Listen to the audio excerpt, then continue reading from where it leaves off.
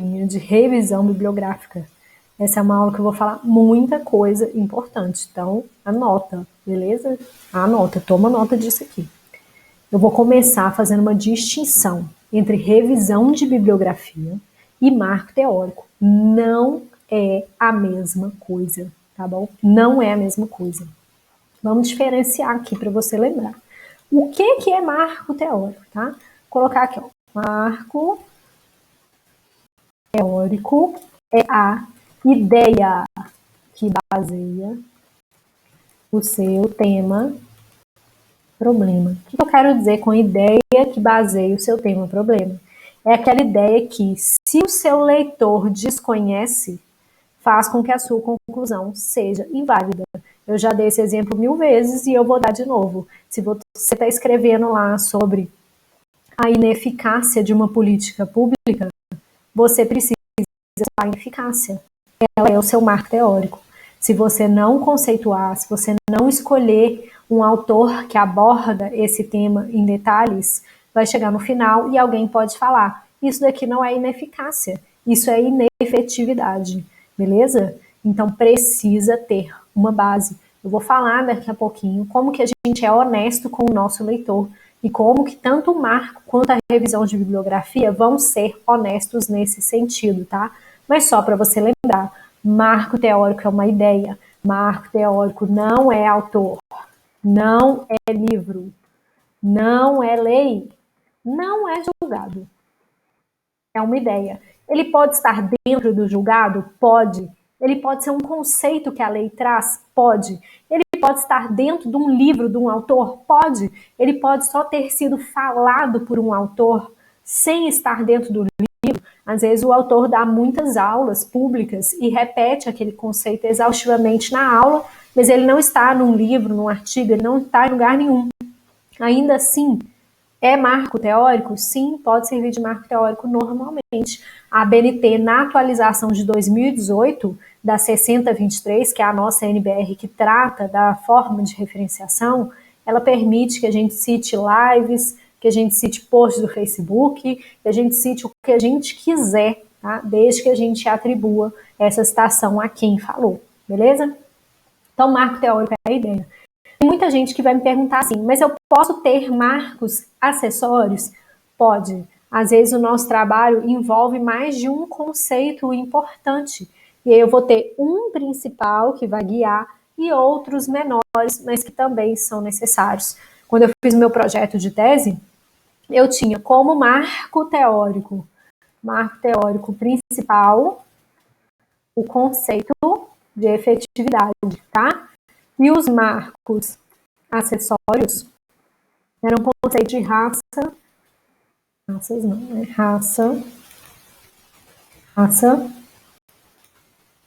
gênero,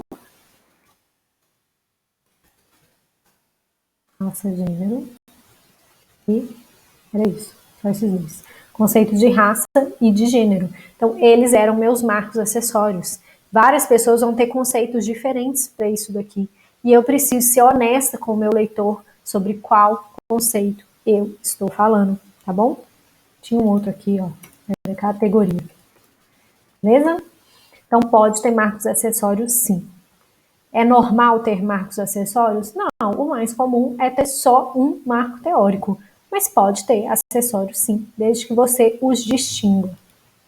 Por que não ter um marco leva a conclusões inúteis? Isso é muito importante, gente. Não existe trabalho científico sem marco teórico, tá? Não existe. Você precisa falar para o leitor de onde que você está partindo. Se você não fala, lá na frente ele vai te questionar. Vai falar, uai, não é científico isso daqui, eu não sei de onde que você partiu para chegar nessa conclusão, tá? Então, esse é o marco teórico. Ele é um elemento do projeto, ele é um elemento do texto científico. A revisão de bibliografia não necessariamente. Guarda essa característica. A revisão de bibliografia não necessariamente é um elemento fixo de projetos e de artigos. Ela é um elemento que pode aparecer de formas variadas. Então, vou abrir aqui o que é a revisão. É o seguinte: algumas universidades vão pedir um tópico específico que se chama revisão de bibliografia. A revisão de bibliografia, ela depende da diferença entre bibliografia do projeto e bibliografia preliminar. Então, a preliminar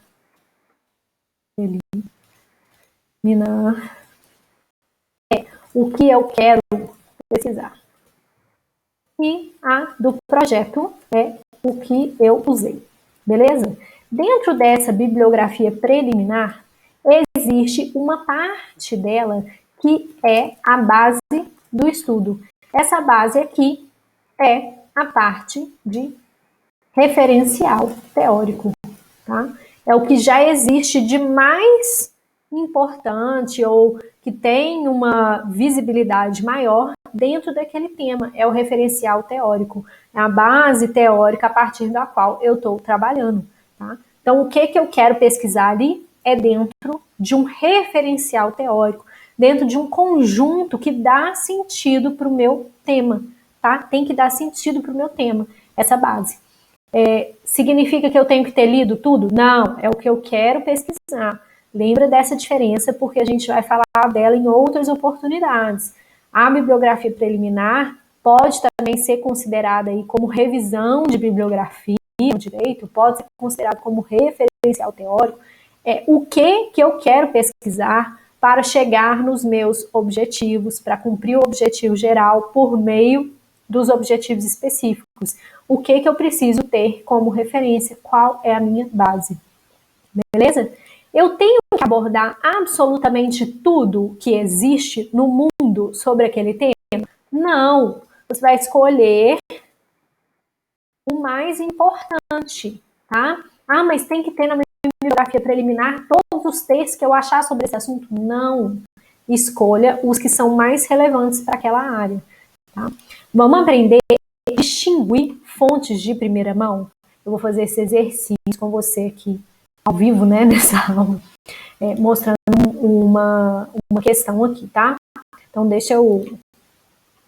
Vou falar para você com um exemplo para a gente ter uma ideia do que é fonte de primeira mão. E essas fontes, essas sim, servem como revisão de bibliografia. E o que são fontes de segunda mão? E aqui de segunda mão, estou falando aquelas fontes merreca mesmo, entendeu? Igual roupa de segunda mão.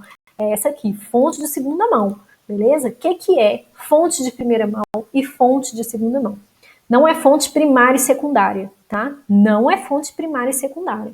É fonte de primeira mão, ou seja, fonte confiável e fonte não confiável. Fonte primária e fonte secundária é outra coisa. Vou explicar rapidinho aqui para você aprender a diferenciar. Fonte primária é quando a gente vai direto lá na fonte. Quem está fazendo trabalho sobre história do direito e está mexendo com legislação de 1600, o que é a fonte primária? É a lei de 1600. É você ir lá no arquivo, provavelmente lá no Rio de Janeiro, na Biblioteca Nacional, e pegar direto a fonte original, tá? Essa é a fonte original. Agora, fonte de primeira mão é aquela fonte confiável. E eu vou te mostrar aqui agora o que são fontes confiáveis para o direito, fazendo uma analogia, para você entender que não é tudo que a gente pesquisa no Google que é confiável. Você lembra do cometa Halley? O cometa Halley passou aqui por perto em 1986. Ele ficou super famoso e tal, muita gente falou dele. E muita gente classificou ele, né? E lembra, cometa Halley, do Edmund Halley. Ah, legal, né? Edmund Halley, é mesmo, cometa Halley e tal. Se você vier aqui no Wikipedia, vamos abrir aqui o Wikipedia, fala assim, nossa, cometa Halley, né? Deixa eu dar uma pesquisada aqui no cometa Halley e tal, não sei o quê, como é que deve ser legal. Se você for lá no Wikipedia e pesquisar cometa Halley, o que ele vai mostrar para você? Ele vai mostrar uma foto bonitinha, cometa Halley, vai explicar a cometa que passa de tanto em tanto tempo aqui na Terra, não sei o que lá. E ele vai falar o seguinte, que esse foi um cometa descoberto pelo Edmund Halley. E você vai falar, faz sentido. Edmund Halley, cometa Halley. Então foi o Edmund Halley que descobriu o cometa Halley. Só que é mentira. É mentira, tá? Tem o Alan Cook, que foi o cara que fez a biografia do Edmund Halley, e ele falou o seguinte, ó, Halley não descobriu o cometa, né, que leva o seu nome. Ele não descobriu cometa nenhum. O que ele fez? Ele previu uma órbita de retorno do cometa, dos cometas, tá? Ele pegou as leis da física lá do Isaac Newton, olhou, observou e falou assim, todos os cometas devem ter uma órbita em elipse. Lembra o que é elipse? É aquele negócio assim, ó, né? Foi só isso que o Halley fez. Ele não descobriu cometa nenhum. E aí, o que está escrito lá no Wikipedia? Cometa Halley, descoberto por Edmund Halley. Sabe por quê? Porque o Wikipedia é uma fonte de segunda mão. Ele é uma fonte de segunda mão. E você não vai citar o Wikipedia em lugar nenhum dos seus textos científicos. Tá bom? Como que eu vou conseguir fontes de primeira mão? Eu vou pegar sites de alta confiabilidade. Então, site do Planalto, site de tribunais e o portal da Cielo também, sites de alta confiabilidade. Lídia, posso pegar o Vadimeco no lugar de olhar o site do Planalto? Não vai fazer isso. Vai no site do Planalto sim. Quer consultar a legislação? Só vale site do Planalto. Quer citar a legislação? Só vale site do Planalto, beleza? Site do Planalto para as normas federais e os sites dos governos estaduais e municipais para as outras, tá? Não vai citar Vadimeco. Não faz sentido hoje em dia a gente usar o Vadimeco para citação mais. No caso do site de tribunal, às vezes a gente acha um acórdão que a gente quer e ele tá lá, lindo, maravilhoso, no Jus Brasil. Você vai ir no site original do tribunal. Por que você vai no site original do tribunal? Aquele acórdão pode ter sofrido uma modificação, ele pode ter sido reformado em embargos de declaração, ele pode ter um recurso pendente, ele pode ter 1 milhão de outras coisas que o Jus Brasil não fala. Você tem que ir no site original, tá bom? A mesma coisa quando a gente está falando de precedentes. Quando a gente faz a busca por súmulas e informativos dentro do site de altos tribunais, né? STJ, STF, o TST, enfim, esses tribunais maiores, esses precedentes são importantes para a gente analisar súmulas informativos. Às vezes a gente está usando uma súmula que não tem nada a ver com o assunto que a gente quer, tá? E aí o precedente é a fonte de primeira mão. E onde que eu vou achar o precedente? Lá no site do tribunal, pelo amor de Deus, tá bom? A mesma coisa lá na Cielo. A Cielo é uma plataforma muito confiável. Não é tão fácil assim fazer a busca, tá? Mas ela é bem confiável. Eu vou te dar agora um exemplo de honestidade científica. O que eu quero falar com isso? A revisão de bibliografia e o marco teórico são formas de sermos honestos com o nosso leitor, de falarmos de onde que a gente está partindo. E aí eu vou te dar um exemplo aqui das manifestações de 2013. Primeiro, para te alertar que momentos históricos devem ser citados. Normalmente, a gente fala uma frase que é assim: se você não viveu naquela época, você tem que citar. Só que eu acho que mesmo se você viveu naquela época, você tem que citar. Por quê? Para mostrar para o leitor, para ser honesto em relação ao seu posicionamento, seja ele político, doutrinário, o que for, tá? Ideológico, enfim. Vou dar esse exemplo aqui das manifestações de 2013. Eu peguei da mesma data uma reportagem da revista Veja e uma reportagem do portal UOL, tá? Imagina que a gente vai escrever aqui sobre as manifestações de 2013, como que elas foram importantes, ou como que elas foram grandes, enfim, alguma coisa sobre as manifestações, tá?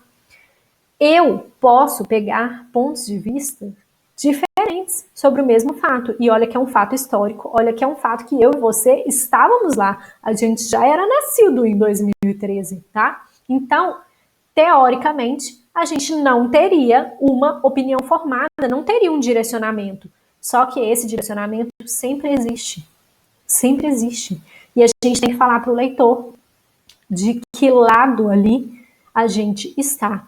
Então, lá no lado da revista Veja, milhares tomam as ruas e protestam pelo país. Beleza.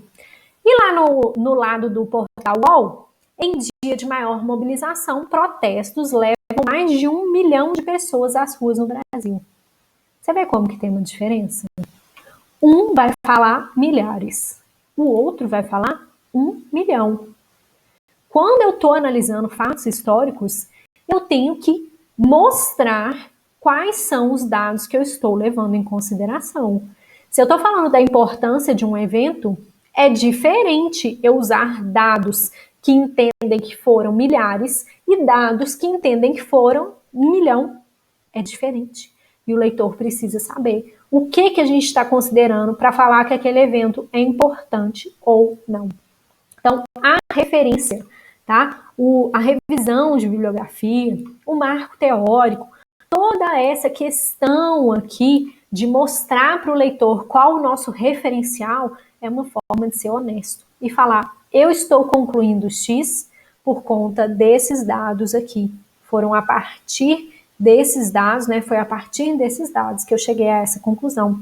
Tudo na escrita científica tem que ser muito transparente, tá? Tem que ser muito transparente. Mas lembrando sempre de usar esses sites de alta confiabilidade, tá? Vamos passar agora para uma parte de como fazer os resumos. Ah, Lília, eu já fiz uma revisão bibliográfica, ou seja, eu já coloquei o que eu quero pesquisar, como que eu vou pesquisar, e agora, o que eu faço com isso?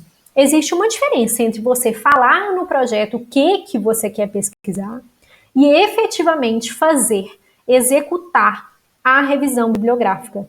Como que a gente executa a revisão bibliográfica? Tem várias formas, mas eu vou falar aqui dos resumos e dos fichamentos, tá? Vou abordar também como evitar perder um tempo com as leituras desnecessárias e como que a gente organiza a revisão. Então, como que a gente faz resumo, beleza? Tem uma diferença entre resumo para fins de fichamento e resumo acadêmico. Então, eu vou fazer o seguinte, eu vou falar aqui como que a gente vai evitar perder o tempo com as leituras e como que a gente vai organizar essa revisão bibliográfica e depois eu vou voltar e te ensinar a fazer resumo acadêmico. O que é o resumo acadêmico? Aquele que vem no inicinho do trabalho. Ah, Lília, eu vou usar isso aqui no projeto, a parte de revisão de bibliografia, ela é um resumo acadêmico? Não tem nada a ver. Não tem a ver. Resumo acadêmico, ele é um elemento do texto ou ele é um tipo de texto acadêmico. Só que o que a gente está falando aqui é de como que a gente executa a revisão de bibliografia.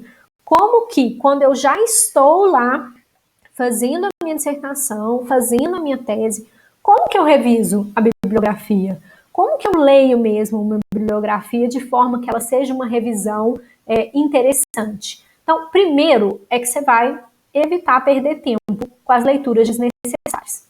A primeira coisa que eu quero te ensinar é como que a gente faz leitura dinâmica. Essa é uma técnica muito simples, mas que precisa de prática. Tem que ter prática nisso, tá? A leitura dinâmica, ela envolve a gente começar a leitura pelo canto da página e ir descendo numa diagonal. A primeira coisa que você vai fazer numa leitura dinâmica é pegar o texto que você quer estudar, que a revisão bibliográfica é isso, né? O que eu quero estudar, o que eu considerei importante aqui dentro. Vai pegar o texto que você quer estudar. A primeira coisa que você vai fazer é ler introdução e conclusão. Se a primeira coisa leu introdução e conclusão, checa se realmente é útil. Ali aqui, na verdade, não tem nada a ver. Despreza esse texto. Se não tem a ver, não lê. Não perde tempo lendo coisa que não tem a ver. Lê a introdução, lê a conclusão, e aí vê, é útil mesmo? Não é. É útil. Só que eu não tenho tempo de ler tudo. Como é que eu vou fazer se eu não tenho tempo de ler tudo? Eu vou, depois de ler a introdução e a conclusão, ler o parágrafo final de cada tópico. Bons artigos, bons livros fazem um link entre o tópico que foi escrito e o próximo tópico. E aí, nesse link, é como se fosse uma pequena conclusão, tá? Esse é um tipo de leitura dinâmica.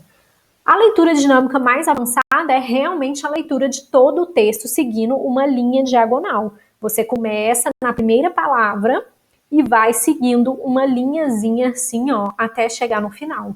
Então, seguir linha diagonal. Tem vários vídeos de leitura dinâmica no YouTube, procura lá, tá? Só que o principal da leitura dinâmica acadêmica é ler introdução e conclusão, beleza? Se você leu introdução e conclusão, leia o parágrafo final de cada tópico, você já vai ter uma ideia muito boa para saber se aquele texto realmente é bom para você. Aproveite ali as oportunidades de ler outros textos, ler resumos desses textos que você quer. Às vezes tem um livro lá indicado, mas o livro tem 1000 páginas. O que você vai fazer? Vai ler o sumário primeiro, ou o índice, né? Ou índice, ou sumário, ou o índice. Tem diferença, tá? Sumário e índice. Li tudo aqui, aproveitei a oportunidade, li alguns outros textos, li resumo desses textos, e agora eu fiquei perdida, porque eu já comecei a ler um tanto de coisa e eu não sei mais o que é importante, o que não é e tal, o que eu faço? Você vai separar sempre um dia para fazer pesquisa superficial. O que é pesquisa superficial? Google, tá? Separa um dia sempre para fazer uma pesquisa superficial. Deixa eu ver o que está falando aqui sobre esse texto. Acabou o dia, acabou o seu momento de ficar lendo coisas que não tem a ver. Você vai ter que selecionar depois desse dia aqui, ó, selecionar o que realmente foi importante. O que foi importante aqui, tá? Eu sei que nesse momento que eu estou gravando o vídeo, a gente não pode ir pessoalmente à biblioteca, mas em algum momento a gente vai poder. E aí você vai ir à biblioteca e vai aprender a achar os livros na biblioteca. As bibliotecas acham os livros, né? A gente acha os livros na biblioteca por um sistema de código que não é difícil, tá? Tem figura explicativa disso na internet, não é difícil. Outra coisa é que você não vai deixar para a última hora. Não vai deixar para ler o texto na última hora. Como que é ler esse texto com pressa? Tem uma diferença entre leitura dinâmica e ler com pressa. Lendo com pressa, o que vai acontecer? Você vai tirar conclusões precipitadas. Às vezes você vai ler um trecho e vai falar, nossa, esse trecho aqui tem tudo a ver com o que eu quero falar. Vou enfiar esse trecho aqui em algum lugar do meu trabalho. Calma, tá? Marca o trecho e volta nele depois. Então, como que é fazer com calma? É marcar os pontos de maior destaque e voltar neles depois, tá bom? Tenha dias e horários fixos para fazer as leituras. Alguém me perguntou um dia assim, Lilian, você lê tudo e depois você escreve? Ou como é que é, né, que você faz? Eu não leio tudo e depois eu escrevo. Eu tenho dias e horários para leitura e dias e horários para escrita. Normalmente eu sempre leio e escrevo um pouquinho. Leio e escrevo um pouquinho. E eu também recomendo que você leia e escreva um pouquinho sobre aquilo, tá? Vou mostrar como e onde que você vai escrever. Volta no texto, tá? Volta no texto se você achar que vale a pena. Às vezes tem textos que a gente vai ler e falar, tem alguma coisa aqui. Eu não estou com tempo para ler ele agora, mas eu vou deixar ele aqui separado. O que eu faço? Eu deixo o link do texto no parágrafo que eu quero abordá-lo. Então, ou por comentário na lateral, ou dentro do próprio texto, eu deixo o link lá. E aí eu já sei que eu tenho que voltar ali naquele texto. Lembrando que a escrita não necessariamente é linear. Você pode ir lá na frente, você pode voltar. Então, durante a leitura, você também pode fazer esse movimento. Vai lá na frente, volta um pouquinho, vai na introdução, volta na conclusão, tá? Os erros mais comuns aqui de quem acaba fazendo uma leitura desnecessária é ler qualquer livro, vai lá na biblioteca, pega aquele tanto de livro e começa, ó, vou ler, e aí tá lendo e não tem nada a ver. O livro não tem nada a ver com o que você está pesquisando, só que aí você voou, viajou viajou na maionese e tal, e tá lá lendo qualquer livro. Não. Segundo erro, só ler sinopse e manual. Eu já falei que não vai usar manual. Ah, mas eu quero ler para eu entender melhor o assunto. Tudo bem, mas você não vai usar depois. É só para fins de compreensão. Terceiro erro, se perder na leitura. É isso, lê e começa a viajar e a filosofar. Nossa, esse livro aqui tem isso, tem aquilo, aí começa a pensar na vida, aí na nuvem, né? Lembra que você tem que ter um dia e um horário para fazer aquela leitura. O quarto é não anotar nada. Já sei, eu vou ler tudo aqui, e aí depois que eu ler tudo, eu anoto aqui o que fizer mais sentido. Só que aí você já esqueceu o que você leu, onde você leu, e não sabe nem onde está o link do texto. Acabou. Porque aí você leu fulano, aí depois você leu ciclano, aí depois você pegou esse livro, e aí você trocou ele de lugar na sua mesa, e aí você ia anotar, mas aí você já esqueceu, tá? Sempre faça uma anotação mínima sobre o que você leu. Se você quiser, faça essa anotação dentro do próprio arquivo do seu texto. E o erro mais comum de todos é deixar para fazer a revisão de literatura para a última hora. Deixar para ler os textos na última hora. E aí, vai tomar na cabeça, tá? Ler toma tempo. Tem que ter um tempo considerável para leitura. Você não vai ficar só escrevendo, não. Leitura toma metade do tempo, pelo menos, tá? Tem que lembrar sempre do seu objetivo ali, na hora de escrever. Senão fica chato, senão você não aguenta mais, senão você não quer fazer a revisão de literatura, você não quer ir na biblioteca, você não quer pesquisar na internet, você não aguenta mais. Lembra lá do seu objetivo. E aí, recordando essa diferença que eu já fiz entre as referências preliminares e do projeto. Preliminares são as que você quer ler, do projeto são as que você efetivamente usou. Então, não perca tempo com leituras desnecessárias. Às vezes tem um texto que você acha super legal, mas para aquele momento ele não te ajuda. Então, deixa ele para lá, tá? Deixa ele para lá. Como que a gente organiza uma revisão bibliográfica? Além de colocar lá no seu projeto os textos que você quer usar, por que você quer usar, o que é mais importante em cada um, tem como a gente organizar isso de formas diferentes. Alguns aplicativos, e eu costumo fazer no próprio arquivo da dissertação, no arquivo da tese, enfim. O OneNote é um programa que vem no pacote do Office, tá? E que você consegue colocar as abinhas, assim. Eu acho ele muito interessante para organizar pontos de processo seletivo, porque aí você consegue colocar as abas, e o OneNote é um programa que em qualquer lugar na tela que você clicar, você consegue digitar. Então ele é muito bom para fazer esse tipo de revisão. Eu faço no próprio arquivo que eu estou escrevendo. Eu vou pegando os textos e vou montando parágrafos específicos sobre aquele texto. O Zotero e o Mendeley são sistemas de organização de referências. E muitas pessoas vão confundir esses dois programas com a revisão bibliográfica em si. Eles só formatam referências, e não é só isso. Tanto o Zotero quanto o Mendeley não estão atualizados de acordo com a NBR 6023 de 2018. Então, quando você mandar eles fazerem a referência, ou seja, a referência final, né, eles vão fazer errado, tá? Eles vão fazer errado. Então, eu não costumo recomendar para o direito a gente usar esses dois programas. Eu prefiro que você organize a revisão bibliográfica ou no OneNote, ou no próprio arquivo, ou em um arquivo do Word normal, tá? Organize ali o que você já leu, o que você tem que ler. Se quiser fazer no Trello, tem como também. Você pode usar um sistema que é o Kanban, né?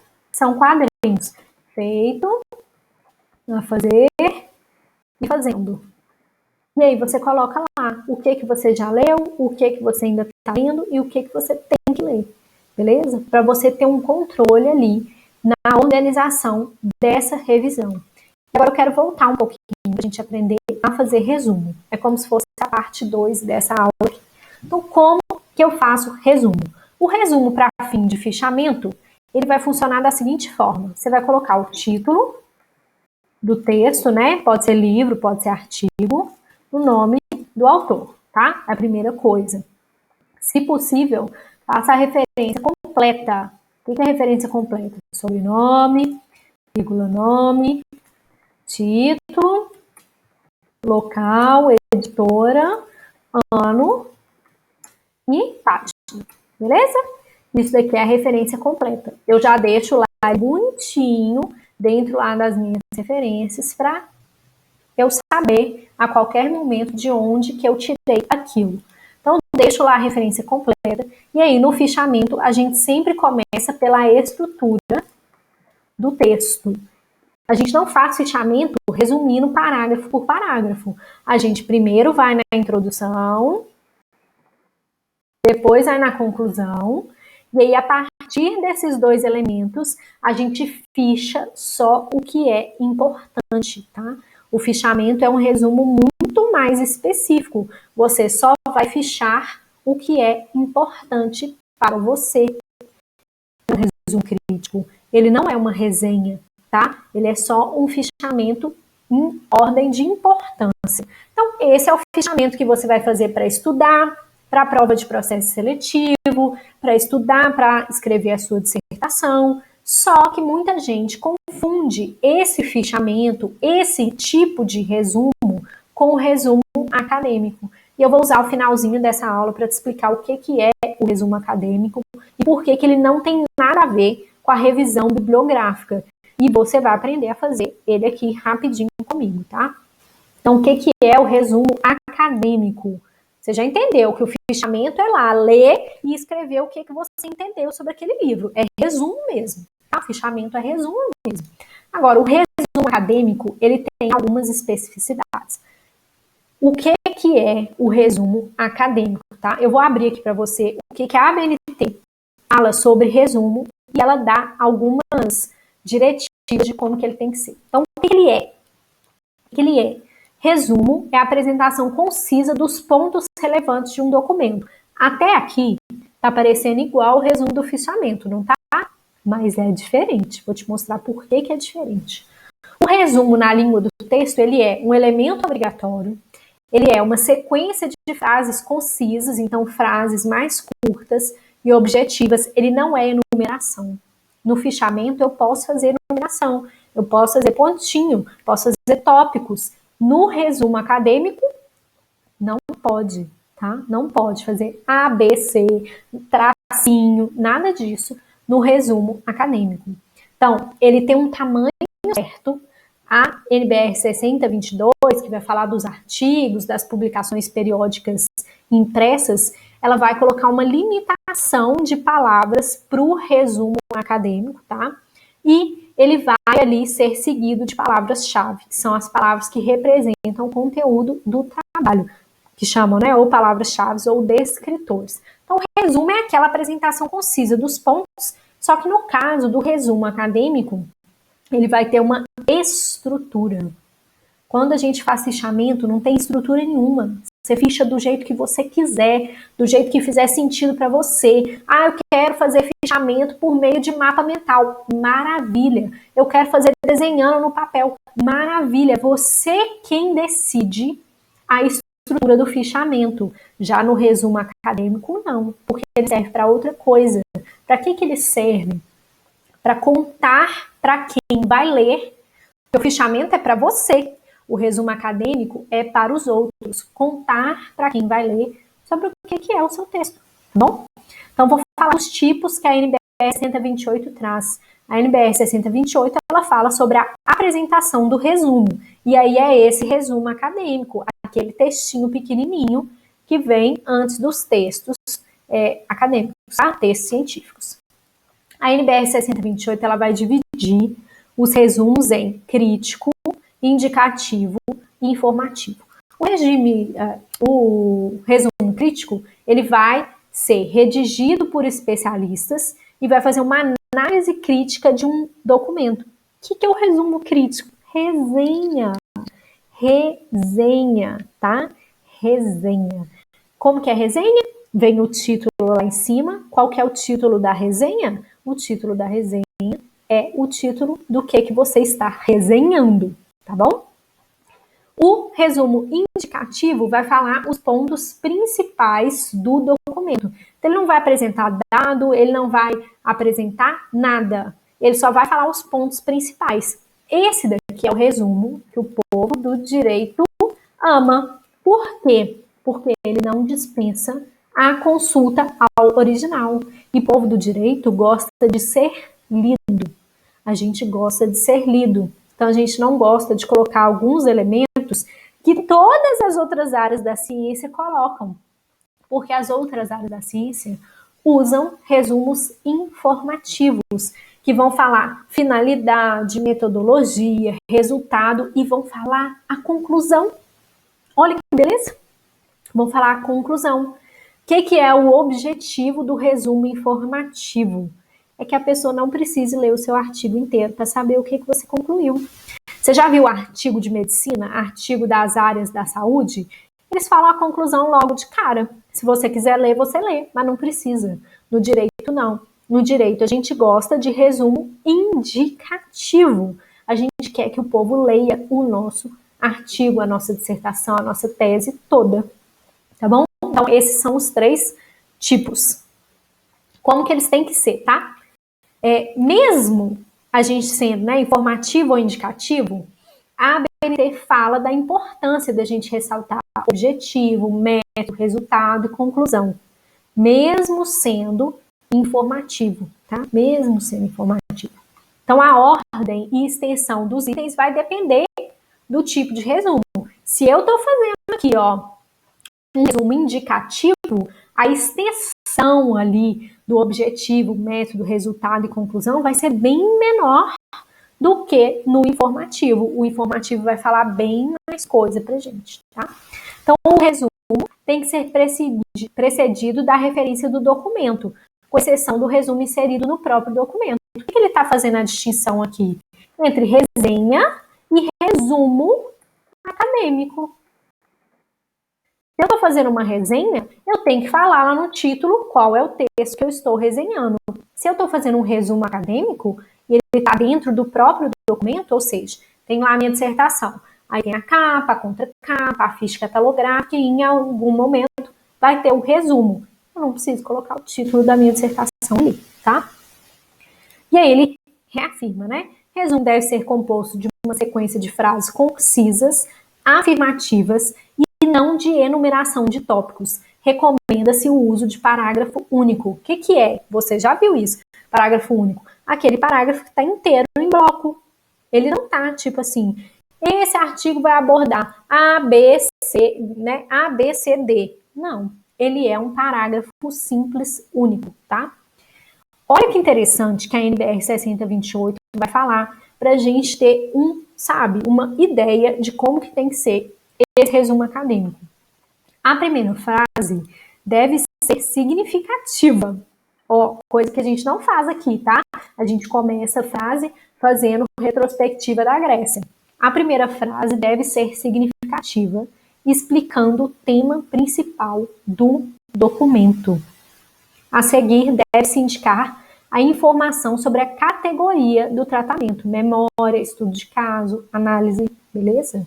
Guarda isso aqui. A primeira frase tem que explicar o tema principal do documento. Então, a gente não começa com frases que voltam lá na Grécia, beleza? Deve-se usar o verbo na voz ativa e na terceira pessoa do singular. No direito, muitas vezes a gente usa o impessoal. Tudo bem, não tem problema, tá? Usar o impessoal. E tem outra coisa. Normalmente, resumos são escritos com os verbos no passado. Por quê? Porque o resumo é um elemento que a gente constrói depois que o texto já está pronto, depois que a pesquisa já foi feita. Então, normalmente, a gente usa verbos no passado. E aí, assim que termina o resuminho, vem as palavras-chave, separadas por ponto. Tem gente que coloca lá assim, ó, direito penal, ponto e vírgula. Está escrito lá na ABNT, é por ponto. E aqui começa com letra maiúscula de novo, ó, criminalística, ponto, beleza? É por ponto. Ah, Lília, mas a revista tal falou que é ponto e vírgula, beleza. Quando você for mandar para a revista, você manda com ponto e vírgula, mas a regra geral é ponto, tá bom? É ponto. O que a gente vai evitar no resumo acadêmico? A gente vai evitar símbolos e contrações que não sejam de uso corrente, fórmulas, equações, diagramas, que não são muito no nosso caso, mas principalmente a gente vai evitar colocar no resumo expressões que as pessoas desconheçam totalmente, então coisas novas, tá? Eu vou falar um pouquinho mais disso nas palavras-chave. Mas se as pessoas não conhecem ali muito aquela expressão, não coloca, tá? Não coloca. Qual é o tamanho do resumo? Muita gente tem essa dúvida e a BNT fala de cara qual é o tamanho, tá? Então, 150 a 500 palavras se for trabalho acadêmico ou relatório. Então, projeto também é a mesma coisa. De 100 a 250 palavras se for artigo de revista e de 50 a 100 palavras aqueles que vão fazer ali indicações breves quando a gente manda um textinho menorzinho, tá? Quando a gente está fazendo um resumo crítico ou resenha, não tem limitação. Eu posso fazer uma resenha de quantas páginas eu quiser. Vai que eu estou resenhando um livro que tem 1000 páginas. Eu vou ter muitas páginas ainda para resenhar, tá? E aí vou falar um pouco, então, das palavras-chave, beleza? O que a gente pode falar em relação às palavras-chave? E é chave, não é palavras-chave, tá? É palavras-chave mesmo. Eu deixei aqui nesse link, ó, um link externo para o texto do Maurício Pereira, que ele fala só da importância das palavras-chave, enfim. E ele também fala um pouco dos tipos de resumo. E aqui, em relação aos tipos de resumo, ele vai falar mais sobre o resumo informativo e sobre o resumo indicativo. O indicativo é o mais simples, é o que a gente gosta. Eu vou mencionar só o conteúdo do texto, não vou apresentar resultados e tal. É o que a gente normalmente usa, tá? E no caso das outras áreas da ciência, eles vão usar o resumo informativo. Só que tem uma parte aqui muito interessante que o Maurício traz e que você precisa prestar atenção, que é o seguinte, tá? Olha essa primeira parte, ó. O de cunho informativo se parece a um mini trabalho. Aqui trataremos principalmente dele, visto ser o empregado no relato de pesquisas originais e de revisões sistemáticas, ou seja, das outras áreas, né? As informações que contém servem para decidir se vale a pena seguir na leitura do relato completo. É para isso que serve o resumo. Seja ele informativo ou indicativo. É lendo o resumo que a gente vai decidir se quer ler tudo ou não. E aí ele fala coisas bem interessantes, que é fazer o resumo ser autoexplicativo. Então, eu li e eu já tive uma noção geral, tá? Eu não preciso ler o artigo inteiro para saber para onde ele está indo. Não pode ter conflito entre as informações. Então, vou dar um exemplo que aconteceu agora.